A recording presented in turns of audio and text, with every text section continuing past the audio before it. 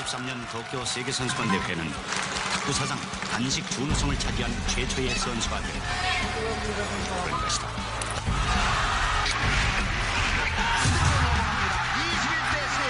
15대 10. 양현자 빠른 공격 성공입니다. 양현자 이겼습니다. 금메달에 따냈습니다. 어떻습니까?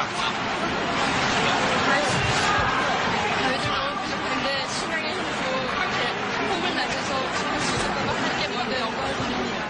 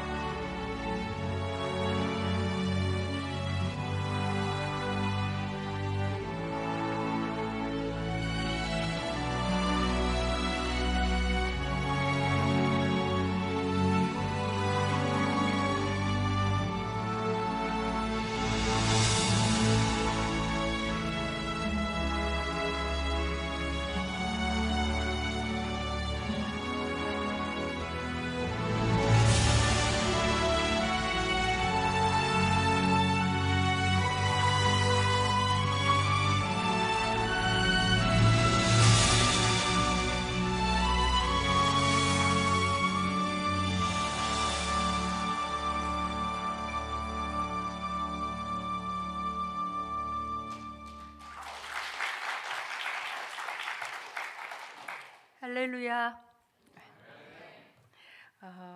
오늘 복되고 또 귀한 주일에 이곳 부에나 팍 교회에 와서 저의 간증을 나눌 수 있는 그런 시간을 하나님께서 주셔서 또 여러분들 뵈어서 너무 반갑고 또 감사한 마음입니다. 제가 왜 여기 왔는지 궁금하지 않으세요? 딸이 여기에 살고 있는데 딸이 아이를 낳았어요. 그래서 산후조리를 해주기 위해서 왔는데 또 이렇게 우리 목사님하고 연결이 돼가지고 오늘 주일 예배에 간증을 하게 되었어요. 2년 전에 딸이 이제 첫 아이를 낳았을 때 제가 이곳에 이제 와서 그때는 5월이었거든요. 엄청 가물더라고요. 그래서 그런데 이 LA는 비가 안 온대요. 그래서 하나님께서 허락하시면 이건 분명히 비가 내릴 수 있을 텐데 그러면서 제가 사실 그때 하나님 진짜 기적을 한번 보여주세요 하면서 왜 하나님은 못하실 일이 없는데 하면서 기도를 드렸었어요. 근데 그때 비 안 오더라고요. 근데 2년 후가 됐는데 우리 내리자마자 비가 오면서 야 하나님 정말 내 기도 들어주셨다라는 생각을 했었는데요. 날씨가 비가 와서 그런지 너무 좋고 LA에서 갑자기 살고 싶은 마음이 생겨졌어요. 오늘 시편 71편 20절 한 절 봉독해드린 이 말씀은요. 제가 선교지에서 큐티를 하다가 보게 된 말씀이에요. 이 말씀을 보니까 우리에게 여러 가지 심한 고난을 보이신 주께서 우리를 다시 살리시며 땅 깊은 곳에서 다시 이끌어 올리시리이다라는 이 말씀을 보면서 제 삶을 이렇게 뒤돌아보게 되더라고요. 정말 여러 가지 심한 고난이 있었는데 하나님께서 저를 다시 살리시고 어떻게 다시 이끌어 올리셨는지라는 것을 생각할 때 제가 이렇게 제목을 이렇게 적어봤어요. 나를 다시 이끌어 올리신 하나님이라는 제목을 지게 되었는데요. 오늘 제가 선수 시절 때 있었던 일들과 또 뭐 선교지에 있었던 짧은 시간이지만 나누게 될 때 나를 다시 이끌어 올려 주셨던 그 하나님의 그 은혜가 오늘 우리 성도님들에게도 함께 동일하게 있게 되기를 간절히 바랍니다. 저는 초등학교 이제 3학년 때부터 탁구를 하게 됐어요. 그리고 그때부터 이제 제 꿈이 훌륭한 탁구 선수가 되는 거, 국가대표가 되어서 이제 명예로운 사람이 되고 싶은 것이 저의 이제 꿈이었었어요. 근데 많은 사람들이 여러 분야에서도 여러 뭐 운동 선수들 종목에서도 그런 꿈을 꾸는 것 같아요.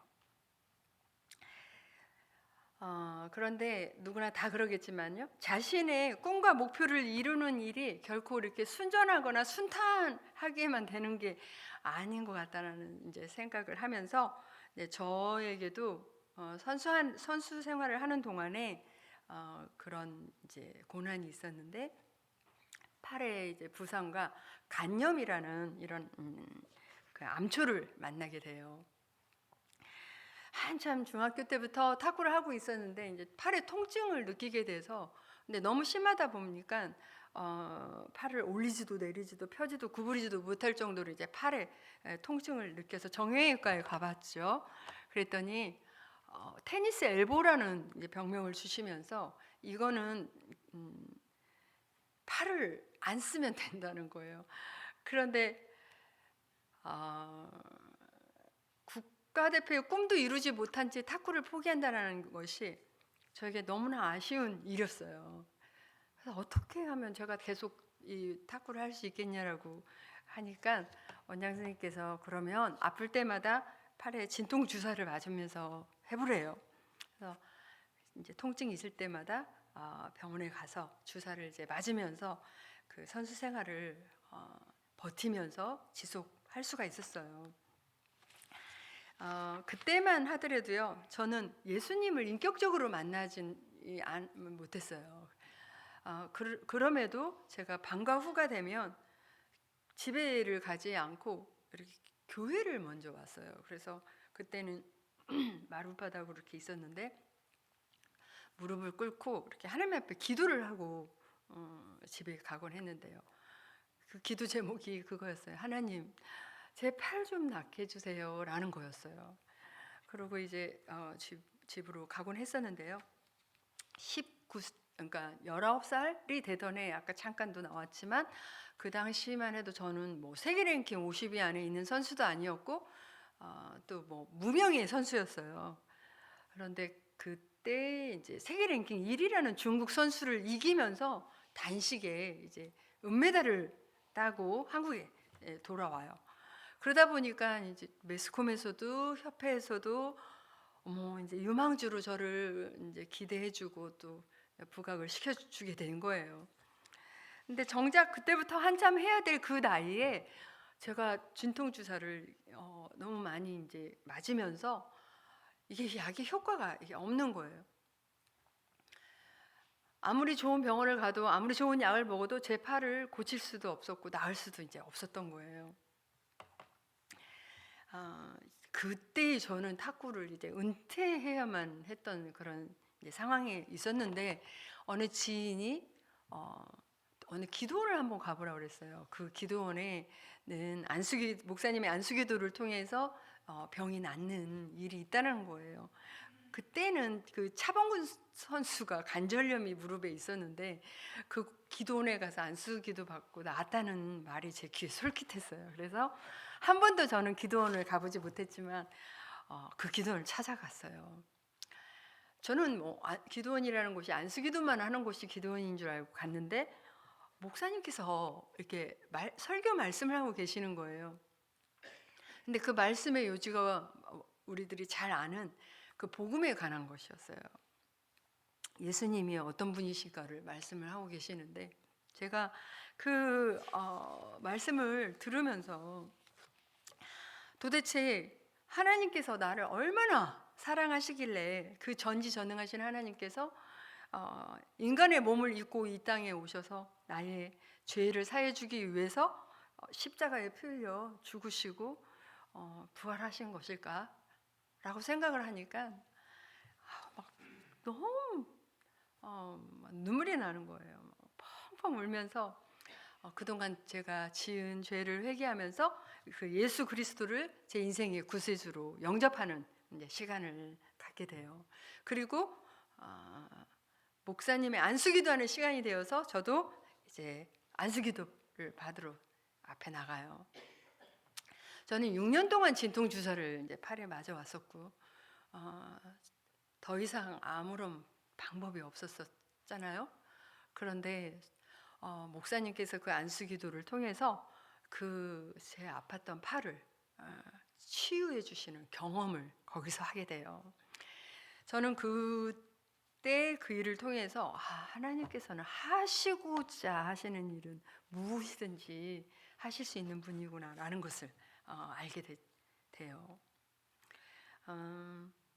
그런 주님을 제가 중학교 때부터 주님을 내가 알지 못했지만 방과 후가 되면 그 교회에 가서 하나님 제 팔 낫게 해주세요라는 그 기도를 하나님께서 그 몇 년이 흐른 다음 6년 후가 됐는데도 결코 잊지 않으시고 아무런 방법이 없었을 때 하나님의 방법으로 제 팔을 고쳐주시더라고요. 저는 그런 주님을 만나고 나서부터 제 사고가 이제 바뀌어지게 되어요. 에베소서 4장 7절에 보면은요, 하나님께서는 우리 각 사람에게 그리스도께 나눠주시는 선물의 분량을 따라 은혜를 주셨습니다 라는 이 말씀을요, 제가 알기 전만 하더라도요, 제가 탁구를 잘하고 다른 동료들보다 잘하고 성적을 내고 하는 것이 저는 제가 다른 동료들보다 이렇게 더 뛰어나기 때문인 줄 알았어요. 더 잘났기 때문인 줄 알았어요.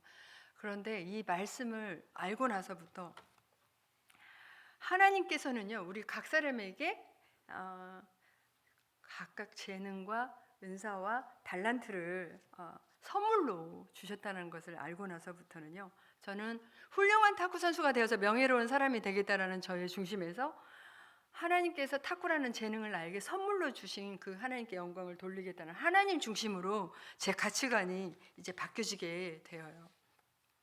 그래서 그 이후에 그 어느 때보다도 참 이제 훈련을 하면서 때로는 정말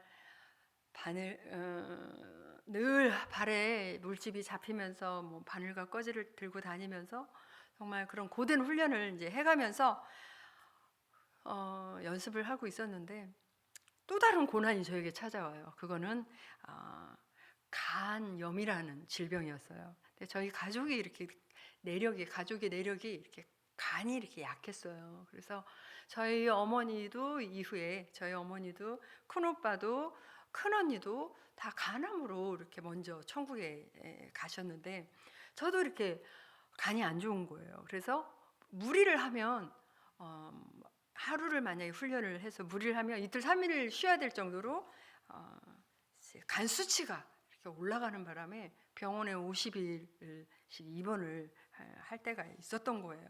그때는요, 88년 올림픽이 서울에서 열렸을 때고 탁구라는 종목이 처음으로 올림픽에 채택이 돼 있었을 때였었어요. 그래서 저는 정말 88년 올림픽에 꼭 한번 참가하고 싶은데 이 건강 때문에 올림픽에 참가하지 못할 거라는 생각을 했었어요. 왜냐하면 간염의 질병을 안고 선수 생활을 한다는 건 참 고달픈 일이었어요. 체력이 안 따라주니까 이 훈련을 제대로 받을 수도 없었고 밤 8시만 되면 이 불빛을 못 봐요. 너무 눈이 피곤해서. 그리고 탁구대에서 훈련만 하려고 하면 다리에 이렇게 힘이 빠지면서 이렇게 주저앉게 되고 이런 두통에 시달리게 되고 이러한 어떤 증상들 때문에 이제 제대로 이제 훈련을 받기가 힘들었던 거예요. 병상에서 제가 하나님 앞에 하나님 제가 올림픽까지만 할 수 있는 체력을 달라라고 그렇게 간절히 이제 기도를 드려요. 근데 그 잠언 24장 16절에 이런 말씀이 있었어요. 대저 의인은 7번 넘어질지라도 다시 일어나거니와 라는 이 말씀이 있었어요.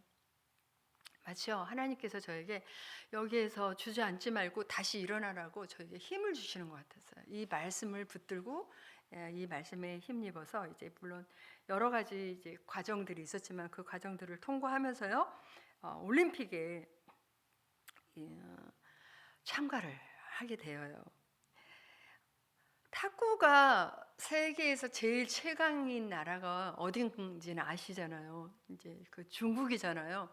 지금도 마찬가지예요. 진짜 정말 이 중국의 벽을 넘기가 쉽지가 않아요. 그런데 그 당시에도 별명, 중국 선수들의 별명이 정말 난공불락, 무슨 만리장성의 벽을 넘기가 이제 어려울 정도로 그런 어떤 별명이 붙일 정도로 강한 선수들이었어요. 그런데 이 난공불락이라는 이 중국 선수들을 어떻게 이 올림픽에서 현정화 선수랑 저랑 복식에서 그 중국 선수들을 이기고 금메달을 딸 수 있었을까라고 생각을 해볼 때 정말 하나님의 은혜였다라는 고백밖에는 제가 말씀드릴 수가 없는데요.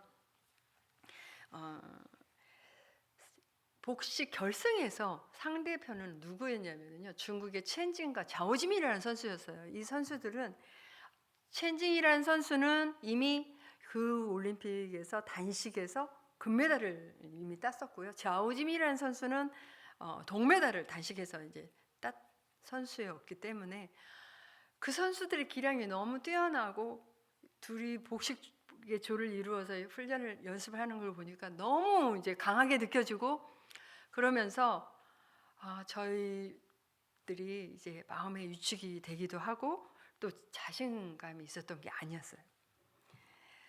결승 시간이 다 돼가는데 이제 이 중국 선수들이 먼저 코트에 들어갔어요. 그리고 현정화 선수와 저는 우리 기도하고 들어가자 이제 해서 둘이 코트에 들어가기 전에 두 손을 꼭 붙들고 붙잡고 무릎을 꿇고 하나님 앞에 그렇게 기도를 드린 거예요. 하나님, 우리가 최선을 다해서 후회 없는 시합할 수 있게 하나님 도와달라고 간절히 기도를 하고 이제 시합에 들어가요. 탁구를 하시는 분은요, 그 당시는 21점이지만 지금 11점으로 이제 바뀐 거를 아실 거예요. 그래서 21점 경기를 3번을 해서 2점을 이긴 선수가 금메달을 따는 거예요. 첫 번째 시합을 하는데 이제 아슬아슬하게 서로 점수 차이가 나면서 이제 접전 끝에 21대 19로 저희가 간신히 이겨요. 두 번째는 또 저희들이 또 형편없는 점수를 치고 세 번째 시합을 하는데 초반부터 뭐 2대 2, 3대 3, 4대 4 막 이렇게 가다가요. 중반에 어떤 일이 일어났냐면은 그 첸진과 자오짐이라는 선수가 얼마나 이 프로라는 선수들이잖아요. 얼마나 연습도 많이 했겠어요. 그런데 이 호흡이 맞지가 않아가지고 이렇게 시합을 하다가 둘이 다리가 이렇게 엉키면서 자오지민 선수가 다리에 걸려서 넘어진 엉덩방아를 찢는 그런 일이 생겨요. 그것이 계기가 되면서 저희들이 점수 차이로 확 벌어지게 되었고 21대 10이라는 점수로 이기고 금메달을 따게 돼요. 기자들이 이제 뭐 금메달 딴 소감이 어떠냐라고 이제 물었을 때 아까 잠깐 영상에도 나왔지만 그렇게 인터뷰를 하게 된 거예요. 저희들이 부족하지만 신앙의 힘으로 정화와 호흡을 맞춰서 금메달을 딸 수 있었던 거 하나님께 영광을 돌립니다라는 그런 인터뷰를 할 수가 있었어요. 저는 하나님 앞에 이 선수 생활을 돌이켜 봤을 때 드렸던 고백이 하나 있었어요. 고린도전서 1장 27절에 있는 말씀이었는데요. 하나님께서는 세상에 미련한 것들을 택하사 지혜 있는 자를 부끄럽게 하시고 세상에 약한 것들을 택하사 강한 것들을 부끄럽게 하려 하시며라는 이 말씀이 저의 고백이 된 이유가 제가 태어난 지 얼마 되지 않아서 정말 훈련도 많이 하지 못하고 제대로 하지 못하고 시합에 출전했을 때 하나님 앞에 상황이 너무 암담해서 하나님, 저는 지금 체력이 너무 약합니다. 훈련이 제대로 받지를 못해서 탁구에 자신도 없습니다. 할 수 없습니다. 하나님 저 좀 도와주세요라고 기도를 드렸을 때 하나님께서 약하다고 고백하는 저를 들어서 강하게 하셨고요. 할 수 없다고 고백하는 저를 들어서 하게 하셨기 때문에 이 말씀이 저희 고백이 될 수가 있었어요. 지금도 저는 마찬가지. 때로는 어떤 때는 정말 사방에 우겨싸움을 당해서 앞뒤가 꽉꽉 막혀 있을 때도 있고 제 자신의 한계를 느낄 때도 있을 때마다 하나님 앞에 엎드려서 작은 일이든 큰 일이든 조목조목 아랠 때 하나님께서 약하고 취한 나의 모습을 있는 모습 모습을 그대로 받아주시고 약한 자의 편이 되어 주시는 그 하나님을 경험하면서 살고 있는데요.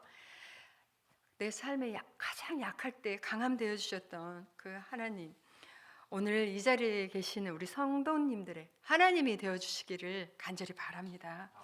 저는 15년 동안에 이제 선수 생활을 마치고 이제 탁구 생활을 은퇴를 하게 돼요. 올림픽이 끝나고 나서. 15년 동안의 탁구 생활만 해서 그랬을까요? 왜 이렇게 은퇴를 하는데 무슨 뭐 세상이 다 무너지는 것 같아요. 막 이제 무슨 뭐 세상에 종말이 올 것 같은 그런 심정? 제 가슴이 너무너무 막 허전하고요. 막 허탈하고 막 텅텅 빈 것만 같은 거예요. 제 2의 인생을 살아야 되잖아요. 그런데 참 이게 중요했던 것 같아요. 뭐냐면 정말 내 이렇게 제 2의 인생을 놓고 하나님 앞에 미리미리 이렇게 기도로 준비했던 게 참 필요했던 것 같아요. 근데 전 그러질 못했어요. 그리고 많은 사람들이 후배 양성의 길을 가라라고 권면을 해줬어요. 그래서 내가 후배 양성을 한 후배를 키우는 그런 지도자의 길을 가야 될 것 같다라는 생각을 하면서 이제 그 당시에 저는 제일모직 삼성에 그 소속돼 있었기 때문에 후배들을 이렇게 탁구를 가르치면서 있었어요. 그러다 보니까 이런 코치만 하는 지도자가 아니고 이론과 실기를 겸한 이런 멋진 지도자가 되고 싶다라는 야망이 제 속에 있게 돼요. 그래서 대학원에 들어가서 체육에 대한 공부를 하면서 이제 선수들을 같이 지도하면서 지도자의 길을 걷고 있었어요. 근데 참 사람이 너무나 간사한 게요. 제가 선수 시절 때 매 시합 때마다 그렇게 하나님께 간절히 나아가고 하나님께 애타게 하나님을 찾고 부르짖고 했던 제가요, 은퇴를 하고 지도자의 길을 가고 있는데 선수 때처럼 막 이렇게 애타게 하나님을 찾고 부르짖고 하는 기도 제목이 별로 없는 거예요. 그러면서 저도 모르게 제 신앙이 나태해지고 느슨해지기 시작했어요. 또 제가 신자라는 걸 알고 많은 교회에서도 간증의 요청을 이렇게 해오기도 했지만 저는 어느 날부터요, 제 삶의 우선순위가 하나님이 아니고 제 삶의 우선순위가요, 이론과 실기를 겸한 멋진 지도자가 되는 것이 제 삶의 우선순위가 돼 있었어요. 하나님의 일은 제 뒷전에 있었어요. 또 은퇴를 하고 나니까 경제적으로도 이렇게 뭔가 이렇게 여유 있게 되는 거예요. 뭐 대통령 뭐 최고 훈장이라는 것도 받게 되지, 정부에서 나오는 체육 연금이라는 것도 받게 되지, 뭐 또 금메달을 땄다라고 또 협회에서 무슨 뭐 아파트를 수여받기도 하죠. 그러면서 이런 생각이 들더라고요. 이제는 이제 코치가 되고 앞으로 감독이 되고 승진이 되고 이러면 내 앞날이 탄탄대로일 것 같다. 앞날이 다 보장이 되어 있어서 이제는 아무런 부족함이 없이 이제 행복하게 살면 되겠구나라는 생각을 하게 돼요. 정말 이제는 아무런 부족함이 없이 행복하게만 살면 될 거라고 생각을 했는데 이상해요. 시간이 가면 갈수록 제 마음이 행복하지도 않고 이렇게 기쁨도 없는 거예요. 내 영혼이 점점 메말라져 가고 있고 또 제 영혼이 공허해져 가고 있고, 그러면서 어느 날 이런 생각이 드는 거예요. 그런데 내가 지금 왜 지도자를 하고 있는 거지? 그 이유는 뭐야? 목적은 뭐지? 그 의미는 뭐야? 하면서 계속 제가 이렇게 지도자에 대한 된 것에 대한 회의를 느끼게 되는 거예요. 그때까지만 하더라도요, 제가 우울증을 겪고 있다라는 생각을 전혀 하지 못하고 있었어요. 그런데 그 당시에 저희 어머님이 63세가 되셨는데 그때 간암으로 투병 생활을 하시게 돼요. 그래서 제가 학교에 가서 공부를 하는 것도, 이제 체육관에 가서 선수를 지도하는 것도 이게 잠시 수도을 하고 한 달 동안 집중적으로 어머니를 간호를 해드리게 돼요. 어머님께 하나님께 더 간절히 기도를 드리고 어머님 살려달라고 그렇게 기도를 드렸는데 어머님이요 점점 호전되시는 게 아니라 건강이 악화되시면서 한 달 만에 먼저 천국에 가시게 되는 거예요. 그러면서 제가 너무너무 이제 큰 충격을 받게 돼요. 사실 뭐 마찬가지시겠지만 어머님 하시면 저는 어머님이 이 세상에 안 계신다는 걸 상상을 해보지도 못했고요. 하나님 앞에 그렇게 어머니 살려달라고 기도드렸는데 제 기도 들어주시지 않는 것 같아서 너무 원망이 되기도 하고 그러면서요 제가 완전히 무기력증에 빠지게 돼요. 어머니 하면은 정말 눈이 오나 비가 오나 철야기도 새벽기도 다니면서 저를 위해서 기도해 주셨던 또 경제적으로도 뭐든지 할 수 있도록 지원을 해주셨던 그런 기둥과 같은 어머님을 이제 어머님이 먼저 천국에 가고 나서 아무것도 하기 싫은 거예요. 사람을 만나는 것도 싫고 또 아침에 해가 뜨는 것조차도 싫고요. 그냥 그렇게 집에만 이제 이렇게 있게 있으면서 학교에 가지도 않고 체육관에 가지도 않고 집에 틀어박혀서 있었던 거예요. 그랬더니 저랑 가까이 지냈던 그 두 집사님이 찾아와서 왜 이러고 있냐고 좀 산책도 좀 하고 우리가 드라이브 시켜줄 테니까 차를 타고 그 당시에 이제 광화도에 코스모스가 많이 피었으니까 그거 구경시켜주겠다고 나가자고 그래서 저를 이제 차에 태워서 이제 드라이브를 시켜주는 거예요. 그런데요 그 차에서 누가 저를 보겠어요? 제 옷을 뒤집어 쓰고 강화도까지 가서 강화도에서 꽃보러 내리지도 않고요 그냥 빨리 집에 가자라고 졸라대서 그 자리로 바로 그냥 집으로 돌아오는 거예요. 그 두 집사님이 아무래도 진짜 뭔가 심각하다 상담을 좀 받게 해주는 게 좋겠다 해서 저를 영동 세브란스 정신과에 상담을 받게 해주기 위해서 저를 데리고 가요. 그래서 병원에 이제 그 문을 열고 이제 들어가려고 하려는데 그 앞에 정신과 이렇게 써 있는 거예요. 그걸 딱 보면서 제가 이런 생각이 들었어요. 그런데 내가 여기 왜 와야 되는데? 라는 생각이 드는 거예요.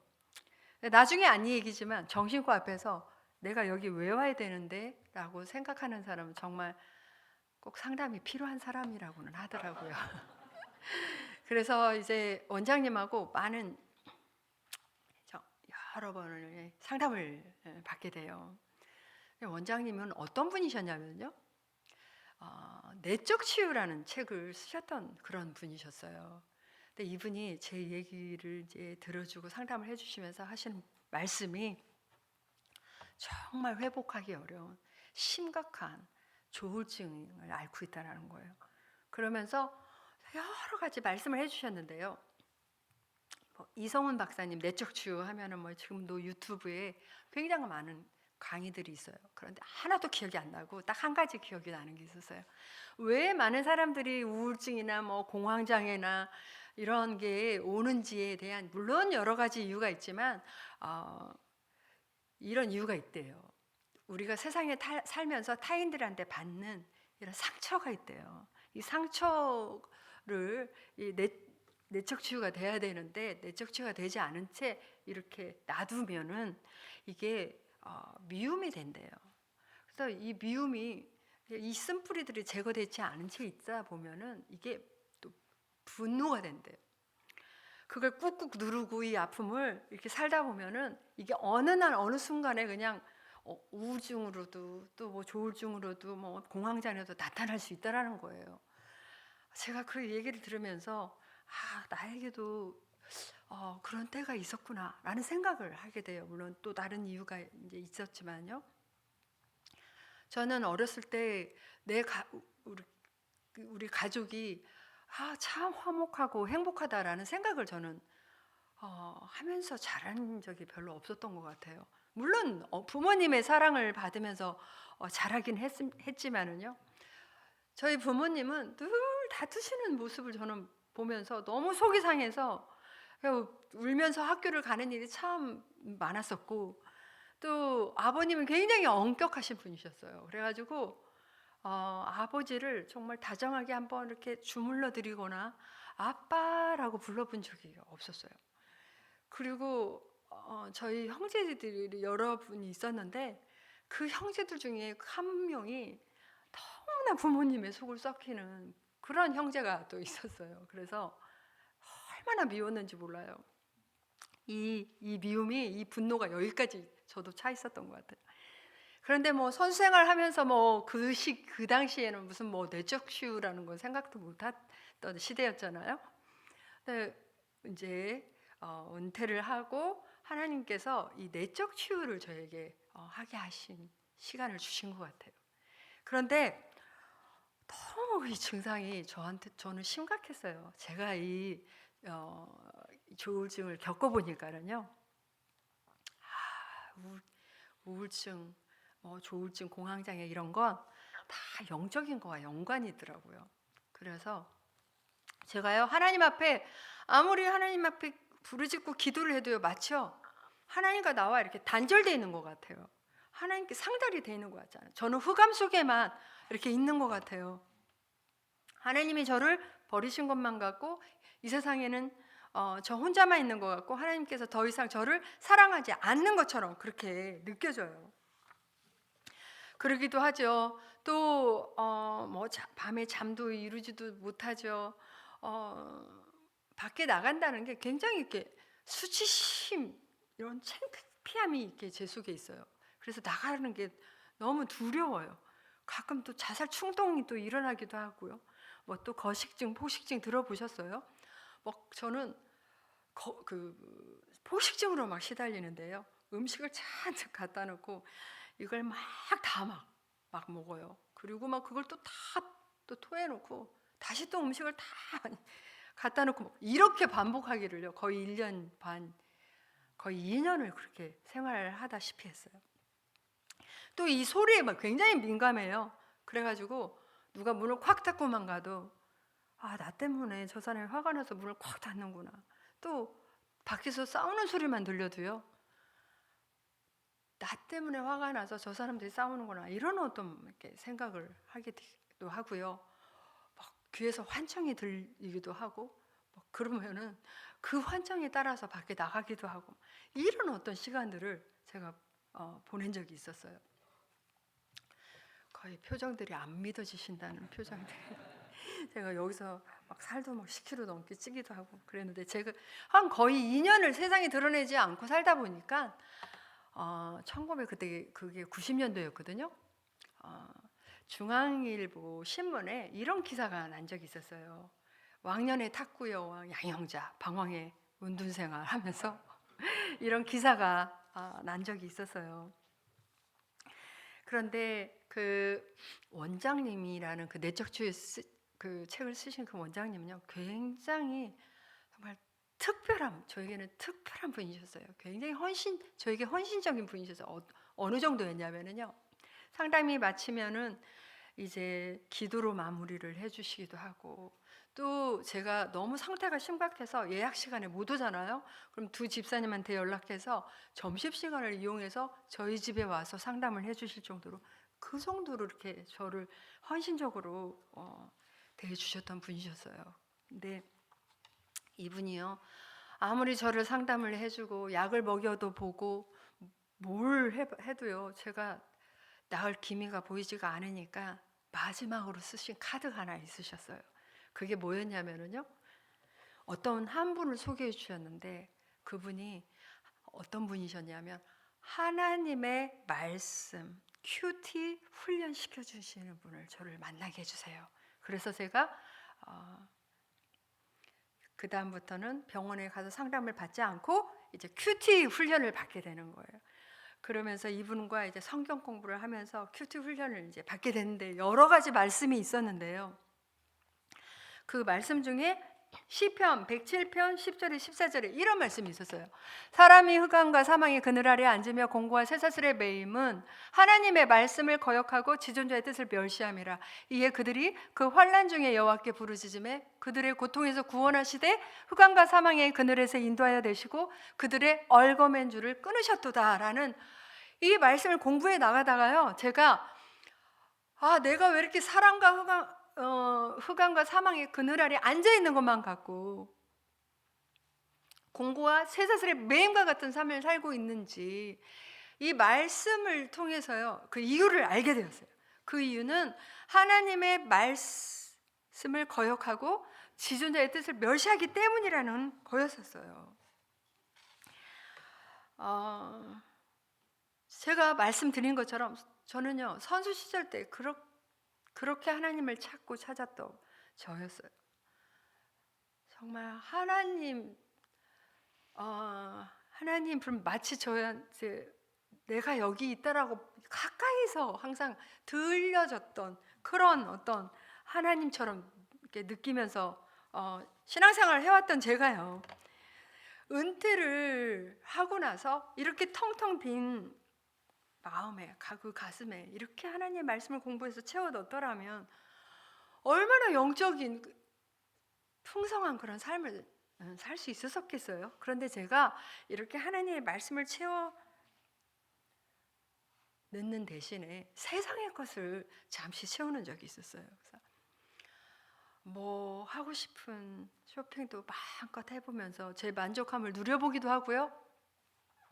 또 여러 가지 문화 시설을 누려보면서 뭐 골프도 쳐보고 뭣도 하고 뭐 아무리 뭘 해도요, 제 영혼이 기쁘지도 않고 또 행복하지도 않고 즐겁지도 않는 거예요.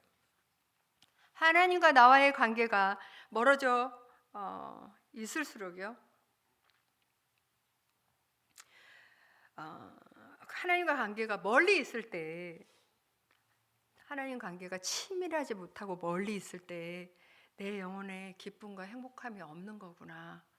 또 나를 창조하신 하나님과 나와의 관계가 멀리 있으면 멀리 있을수록 우리는 흑암과 사망의 그늘 아래 앉아 있는 것만 같고 공고와 쇠사슬의 매임과 같은 삶을 살 수밖에 없는, 우울한 삶을 살 수밖에 없는 영적인 존재구나라는 것을 깨닫게 되었어요. 우리 성도님들은 어떠신가요? 하나님과의 관계가 친밀하신 가운데에 있으신가요? 어떤 사람들은 그렇게 얘기를 하더라고요. 예수 잘 믿는 사람, 교회 잘 다니는 사람, 무슨 고난이 있어? 만사 형통해야지. 이렇게 얘기하는 사람들도 있더라고요. 그러면서 저의 우울증을 조롱하기도 하고 비웃는 사람도 있었어요. 그런데요, 우리가 받는 고난에는요, 뜻이 있고 고난을 통해서 주는 유익함이 있어요.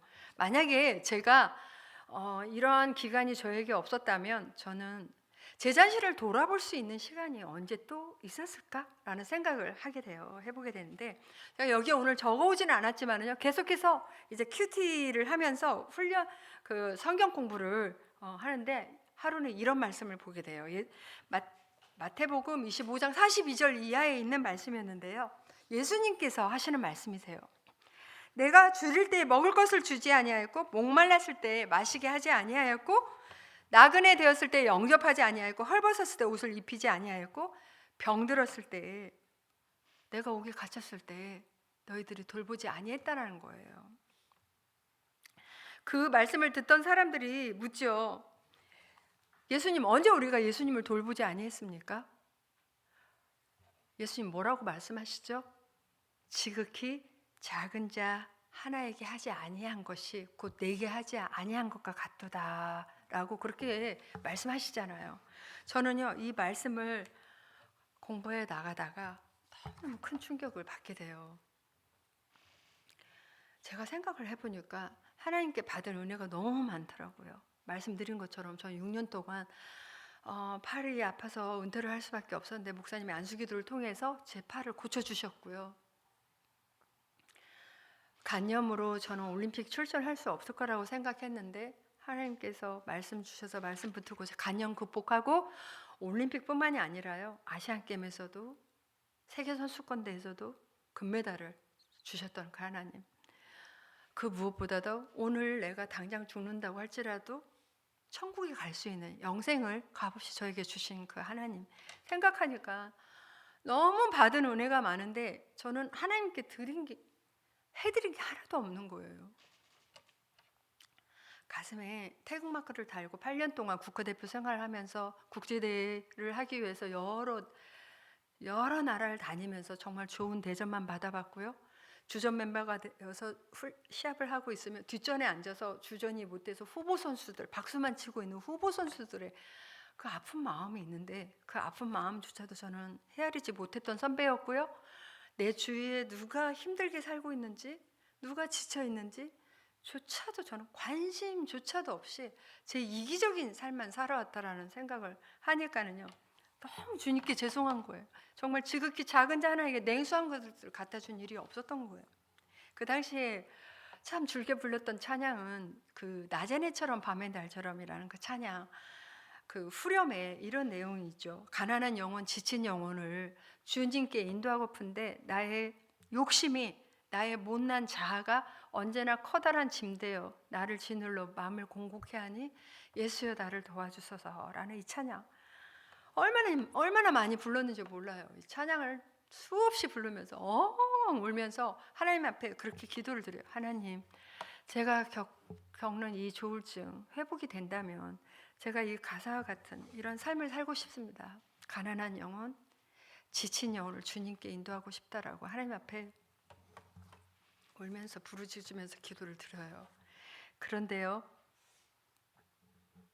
한 달, 두 달도 아니고 거의 2년을 회복하지 못하면서 세상에 드러내지 않고 살다 보니까는요, 제 주위에 있는 사람들이 한 사람씩 한 사람씩 다 떠나가더라고요.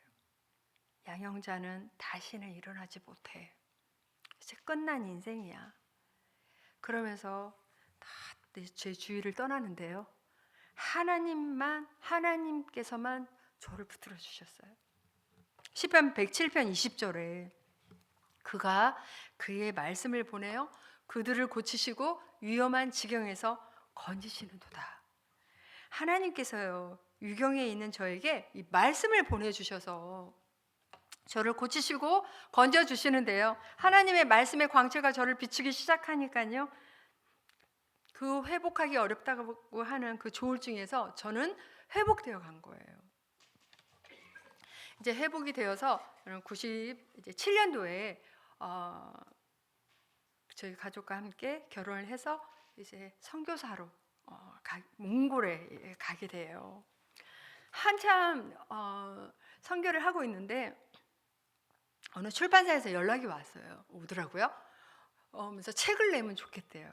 그래서 제가 왜 책을 내야 됩니까? 그러니까 뭐 올림픽 금메달리스트가 다 내려놓고 선교지에 갔으니까 책을 내면 참 좋겠대요.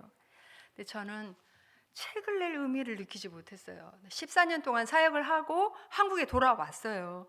한국에 돌아와서 생활을 하는데 왜 이렇게 내 주위에 무슨 우울증, 공황장애 환자들이 너무 많은 거예요. 제가 그걸 보면서 이 나의 조울증이 어떻게 회복이 되었나, 책을 내면 조금이라도 도움이 되지 않을까라는 마음에 책을 냈어요. 그랬더니 그 책을 읽었던 사람들에게 문의가 오더라고요. 어떻게 그 조울증이 회복이 됐냐는 거예요. 자기 아들, 딸들이, 자기 주위에 있는 사람들이 너무나 이제 힘들게 있는데, 그래서 저는 이렇게 권변해 줬어요. 정말 이 우울증은요, 인내심을 가지고 끝까지 인격적으로 돌봐줌이 필요합니다. 그런데요, 그렇게 돌봐주는 일이 결코 쉬운 일이 아니에요. 저는요, 제가 그 내몽고에서 탁구 사역을 하다가, 그 내몽고는 이제 한족 중국인들이거든요. 탁구를 가르치다가 제자를 한국으로 귀화를 시킨 제자가 있었어요. 근데 이 제자가요, 이 7년 동안 정말 이 공황장애를 앓고 있는데 이 제자를 돌보는데 너무 힘드는 거예요. 정말 지치는 거예요. 당장 정말 그만두고 싶을 정도 너무너무 힘들었어요. 하루는 차를 태워서 올림픽대로를 운전하고 가는데 갑자기 막 발작이 일어나면서 숨이 안 쉬어진다고 막, 그래서 한쪽으로 차를 옆에다 대고 너무 당황이 돼서 이게 어떻게 해야지 막 하나님 앞에 막 기도하면서 그런 때도 있었어요. 그런데 이 제자가요, 매일 제가 아침마다 큐티한 걸 문자를 보내고 전화를 통해서 기도해주고 하면서요, 지금 이 공황장애가 회복이 되면서 지금 국가대표가 됐어요. 그러면서 개인 단식에서 우승을 하고 할 때마다요, 하나님 앞에 기도를 드리는 거예요. 잠깐 사진 좀 인터뷰를 할 때마다 하나님께 감사의 영광을 돌리는 거예요. 그걸 보면서 얼마나 눈물이 나면서 감사가 되던지요. 또 이렇게 저는 권면해 줬어요. 즉 그분들한테 정말 상담을 병원에 가셔서 상담도 받으셔야 됩니다. 그리고 약도 드셔야 됩니다.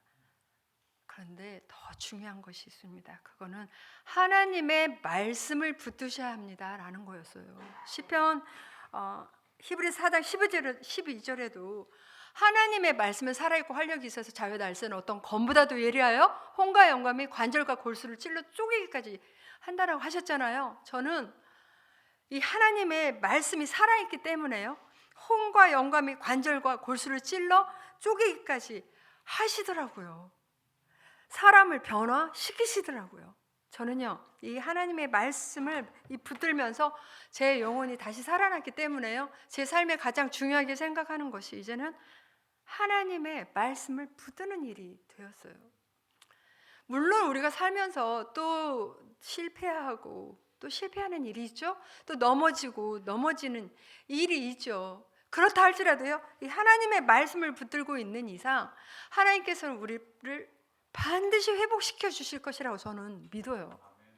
혹시 이 가운데 저처럼 무슨 우울증, 공황장애로 힘들어하고 계시는 분도 있을 수도 있고요. 또 이렇게 신앙의 방황기를 겪고 있는 분들도 계실 수도 있고요. 오늘 말씀처럼 여러 가지 심한 고난 가운데 있는데 정말 끝도 보이지 않는 이 흰긴 어두운 터널을 지나고 있는 어떤 힘든 분들도 계실 수도 있는데요. 제가 겪은 이 고난의 시간을 통해서 깨달은 말씀이 하나 있었어요. 그거는 호세아서 6장 1절에서 12절이었어요. 1절과 2절이었어요. 우리 함께 다 같이 합독해 볼까요? 시작. 오라, 우리가 여호와께로 돌아가자. 여호와께서 우리를 찢으셨으나 도로 낫게 하실 것이요, 우리를 치셨으나 싸매어 주실 것임이라. 여호와께서 이틀 후에 우리를 살리시며 셋째 날에 우리를 일으키시리니 우리가 그의 앞에서 살리라. 아멘. 하나님께서요, 먼저 요구하고 계시는 게 있으시더라고요. 하나님께 먼저 돌아오라고 말씀을 하고 계셔요. 그런데 지금 주일에 하나님 앞에 예배드리러 오신 우리 성도님들이 하나님을 믿지 않아서 하나님께 돌아오라는 말씀이 아니고요. 물론 이 가운데는 예수님을 인격적으로 만나지 못하신 분이 있으시다면 하나님께 먼저 돌아오라는 말씀도 되겠죠. 그런데 이 말씀은요, 우리 삶의 우선순위가 하나님이어야 되는데 하나님이 아닌 하나님보다 더 사랑하고 더 집착하고 있는 것이 먼저라는 거예요. 그 모든 마음의 우상으로부터 내려놓고 하나님께 온전히 돌아온다면, 온전히 돌아오라는 말씀이신데요. 우상 숭배는 뭐죠? 하나님께서 나에게 주시는 이상으로 더 가지려는 탐심인데요. 제가 내려놓기 어려웠던 거는 명예라는 것이었어요. 명예를 갖는다라는 것이 나쁘다는 것이 아니고요. 제 삶의 우선순위가 하나님인 다음에 갖는 명예, 야망, 꿈, 비전 이런 거 너무 좋죠. 그런데 저는 그러지 못했다는 거예요. 우리 성도님들은 어떤 게 혹시 있으세요? 하나님보다 더 사랑하고 집착하고 하는 그 무엇이 어떤 게 있으세요? 물론 저처럼 명예가 되실 수도 있고요. 또 어떤 분들은 재물이 될 수도 있겠고요. 또 어떤 분들은 자기가 집착하고 있는 자기 자녀 이런 것들도 될 수도 있겠고요. 제가 선교지에 있다가 한국에 가서 깜짝깜짝 놀랄 일들도 있었는데요. 정말 이 시대는요, 하나님이 없어도 세상에 즐길 것들이 너무 많은 그런 시대가 된 것 같아요. 그래서 핸드폰이나 또 TV 채널이 왜 이렇게 많아요? 하루 종일 TV만 보면서도 즐길 수 있는 그런 유혹이 많은 시대에 우리가 살고 있더라고요. 또 여러 가지 중독과 미신에 빠져 있는 사람들도 봤고요. 그 코로나 긴 시간에 너무 답답하니까 이 신앙이 있는 집사님인데도 점집에 가서 점을 보는 그런 사람도 보기도 했고요. 제가 몽골에 사역하고 한국에 돌아와서 그 좀 놀랬던 것 중에 몇 가지가, 한 가지는 제가 이사를 자주 다녔거든요. 그런데 이사를 하면서 저는 처음 들었어요. 손 없는 날. 이 손 없는 날 들어보셨어요? 무슨 귀신이나 악귀가 돌아다니지 않는 날이래요. 그런데 그날은 이사할 때 더 비싸요. 그런 날이 있는가 하면은 또 대학로에 가서 젊은이들이 뭐 사주팔자를 보면서 또 자기가 결혼할 날짜가 언제가 좋은지 뭐 이런 것들을 보기도 하고요. 또 제가 이제 한국에 돌아와서 이 청소년 감독을 하고 있었는데 저희 코치들이요, 우연히 얘기하는 걸 들었어요. 자기 선수들이 시합을 하는데 이렇게 코치를 해주고 있는데 시합을 하는 걸 보면서 자꾸 점수를 잃더래요. 그래서 어떻게 우연히 코에다 손을 얹었는데 점수를 따더래요. 그래서 손을 이렇게 내렸는데 또 점수를 잃더라는 거예요. 그래서 시합 끝날 때까지 계속 손을 이렇게 올리고 있었다는 얘기를 하는 걸 들으면서 참 젊은 사람들이 너무 안타깝다라는 그런 미신에 빠져 있는 게 안타깝다는 생각을 했었는데요.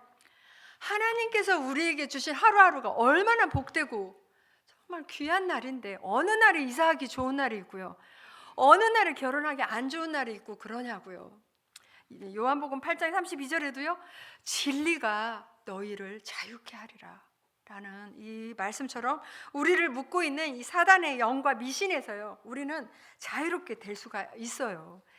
탐심이라는 우리의 마음의 우상을 버리고 내 삶의 최우선순위를 예수님께 올려놓고 하나님 앞에 온전히 돌아온다면은요, 우리를 찢으셨으나 도로 낫게 하실 것이고요, 우리를 찢었으나 싸매어 주실 것이고요, 이틀 후에 우리를 살리실 것이고 3일 후에 우리를 일으켜 주실 것이라고 약속해 주셨어요.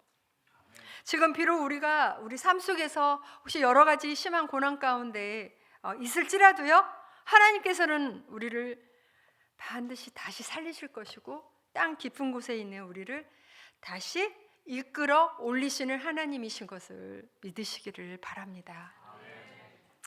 저는 아까도 말씀드린 것처럼 97년도에 이제 몽골에 선교사로 가게 되었는데요. 몽골에 선교사로 갈 때 참 영향을 받았던 게 저희 남편의 영향이 컸었어요. 그때 이제 청년부에 있었을 때였었는데 저는 제일 뒤쪽에서 항상 예배를 드렸는데 87년도 이때는요, 찬양할 때 이렇게 손을 들고 이렇게 찬양하는 때가 아니었어요. 누구도 그렇게 손을 들고 하는 시대가 아니었어요. 어떤 한 사람만 탁 손을 들고 찬양하는 사람이 있었는데 제가 뒤에서 그 한 사람을 놓고 굉장히 비판하고 있었어요. 자기 혼자 예수 믿는 척 다 하네. 저렇게 꼭 티를 내야 되나? 막 이러면서 비판하고 있었는데요. 오늘날 저의 남편이 될 줄 누가 알았겠어요. 근데 저희 남편은 이제 그 당시에 연합뉴스 국제부 기자로 이제 취재하는 기자가 아니고 번역을 해서 해외로 보내는 일을, 번역 기자를 6년 동안 한 거예요. 그런데 그때는 왜 하나님이 번역 일을 하게 하셨는지 알지 못했죠. 몽골에 가서 알았어요. 몽골도 우리 남북한처럼 그 분단 국가더라고요. 외몽골이 있고 내몽골이 있는데, 이 외몽골은 울란바토르 수도가 있는 곳을 외몽골이라고 하고 있었고, 내몽골은 그 중국 안에 자치주로 살아가고 있는 사람 보고 내몽골이라고 하고 있었어요.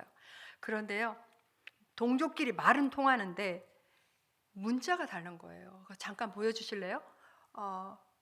오른쪽에 있는 문자가 이 내몽고 문자, 그 몽골 고유의 수직 문자예요. 내몽고 문자고요. 오른쪽에 있는, 왼쪽에 이제 그 울란바토르 문자가 키릴 문자가 있는데 이게 깨졌네요.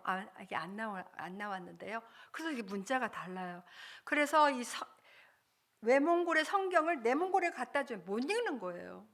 그래서 이제 남편이 성경 번역을 하기 위해서 우리가 이제 외몽골에서 사역을 하다가 내몽골에 이제 갔어요. 그 다음 보여주실래요? 저는 탁구 사역을 이제 하면서 비자를 받으면서 사역을 했고요. 그다음 저게 이제 몽골 지도인데 저 셴지안드라는 고비 그런 시골에서도 사역을 한 적이 있었는데 고비 사막에서 그 다음에요. 굉장히 이제 막 어려운 그런 환경이 열악한 곳에서 있었고요. 그리고 그 다음에요. 또 있나요? 그 다음 좀 보여주실래요? 네, 저기 이제 가정 사역을 우리가 했을 때 이제 이런 게 있었는데 제가 이제 시간이 많이 가서 한 가지만 말씀을 이제 드리고 마무리를 하려고 합니다. 제가 그때 갔을 때는 저는 연년생 둘이 있어요. 그때는 5살, 4살이었어요. 근데 이 선교사들이요, 사역을 하다가 고국에 돌아올 수밖에 없는 이유가 여러 가지가 있지만 이 자녀 교육 문제 때문에 돌아온 일이 많아요. 그런데 하나님께서 우리 자녀들을 어떻게 자녀 교육을 시켜주는지 말씀을 드리려고 해요. 4살, 5살 때는 뭐 그냥 몽골 유치원 보내면 됐어요. 그런데 저런 시골에서 이제 저희가 지내는데 초등학교를 가야 되는데 무슨 국제학교가 있는 것도 아니고 한인학교가 있는 것이 아니었잖아요. 기도했죠. 그랬더니 하나님께서 저희가 사역을 할 때 홈스쿨 할 수 있는 분이 오시기를 기도했었거든요. 그런데 여러분이 다녀가셨어요. 그래서 아이들이 이제 필요한 과목과 이제 4학년, 큰 아이가 4학년까지, 작은 애가 3학년까지 이제 배웠어요. 그 홈스쿨 선생님을 통해서. 그런데 4학년 때, 3학년 때 어떤 선생님이 와주셨냐면요.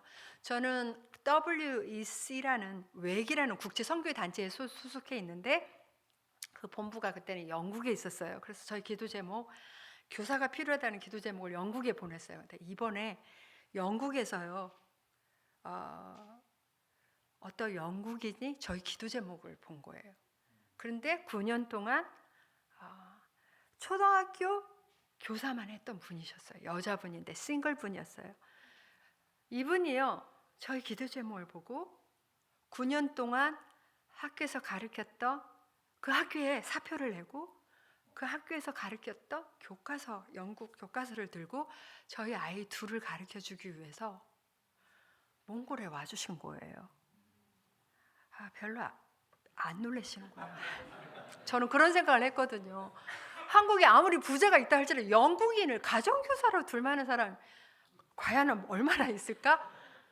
정말 이건 하나님의 은혜다. 근데 이분이요, 한 달, 2달도 아니고 1년, 2년도 아니고요. 저희 큰아이가 6학년 졸업할 때까지 3년을 헌신을 해주시고, 큰아이가 이제 중학교 갈 때 이 선생님이 초등학교 교사였기 때문에 이제 다시 영국에 가신 거예요.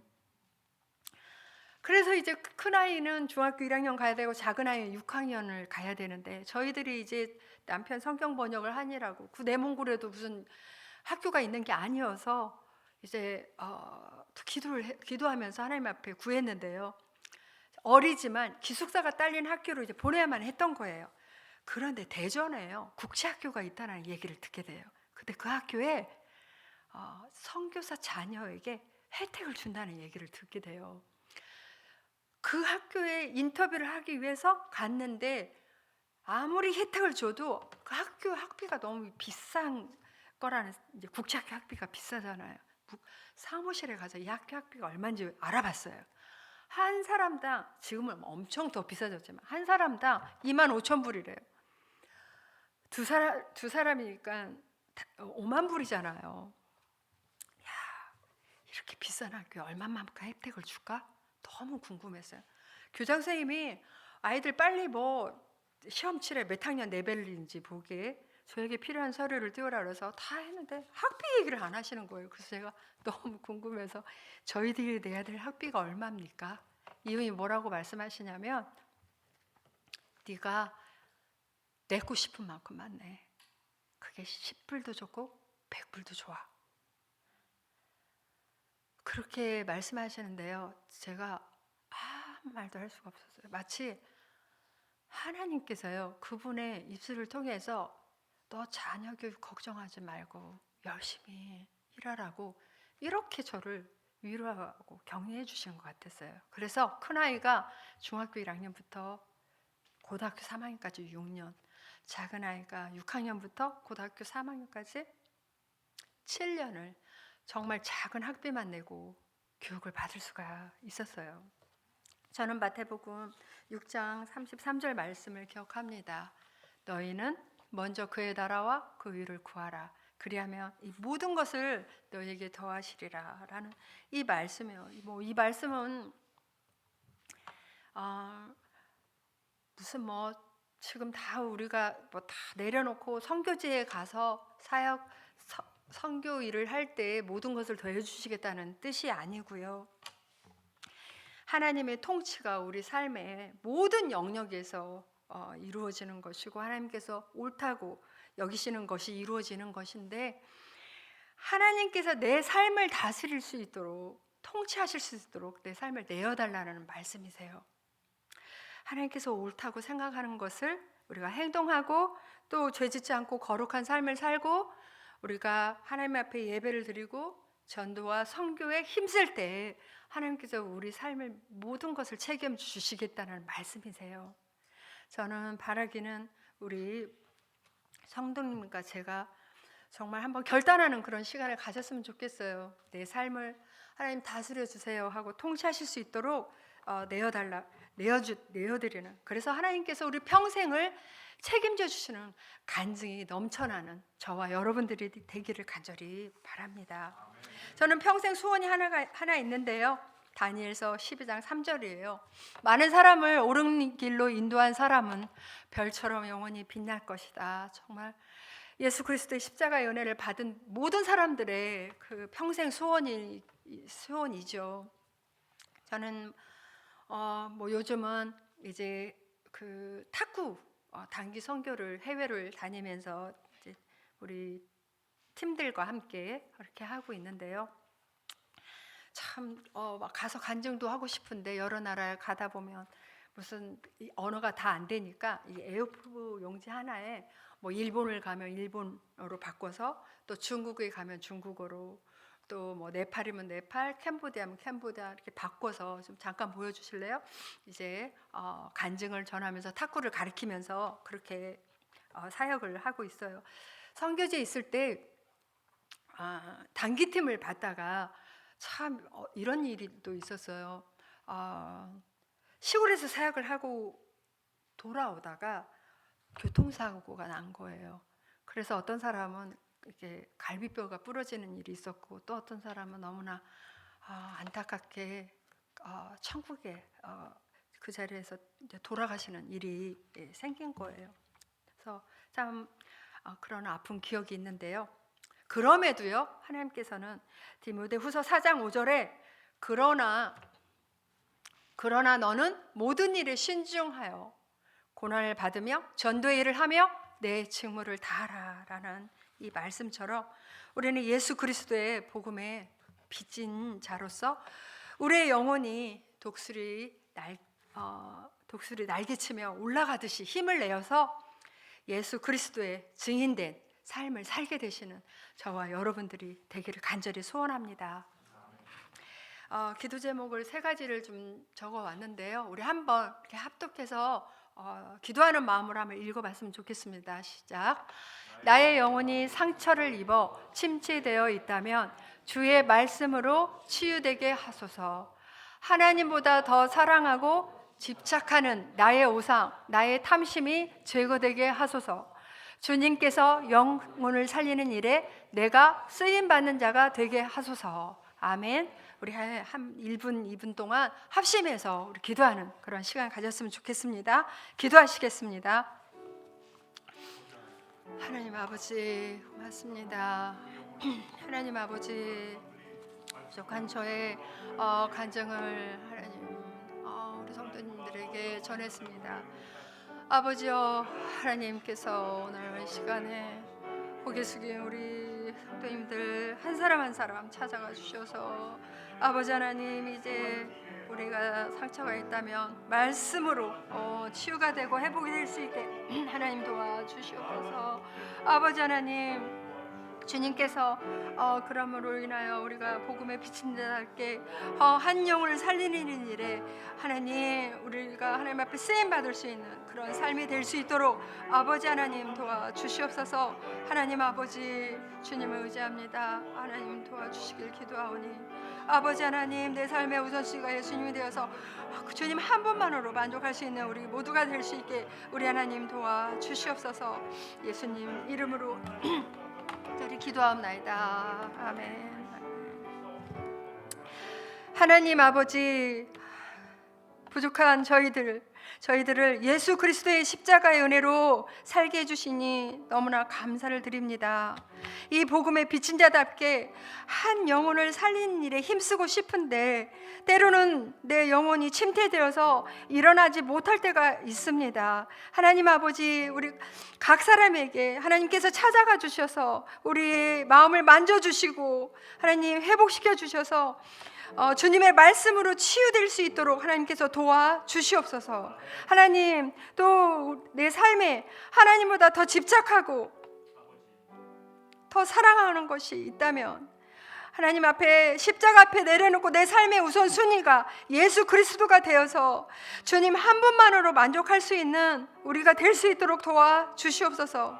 그리하여서 영혼 구원하는 일에 하나님 앞에 쓰임받는 우리 모두가 될 수 있도록 축복하여 주시옵소서.